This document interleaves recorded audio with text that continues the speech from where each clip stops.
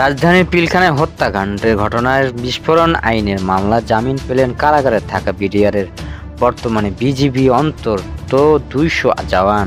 রবিবার রাজধানী কেরানীগঞ্জের কেন্দ্রীয় কারাগারের স্থাপিত অস্থায়ী আদালতে ঢাকার বিশেষ ট্রাইব্যুনালে এক বিচারক মোহাম্মদ ইব্রাহিম মিয়া এই আদেশ দেন।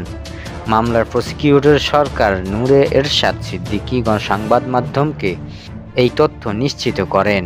তিনি জানান, যারা হত্যা মামলার খালাস পেয়েছেন এবং এই মামলার সাক্ষীরা যাদের নাম বলেননি তাদের জামিন মঞ্জুর করেছেন আদালত। জামিন পাওয়ার জওয়ানদের সংখ্যা ২ শতাধিক হবে বলে ধারণা করা হচ্ছে।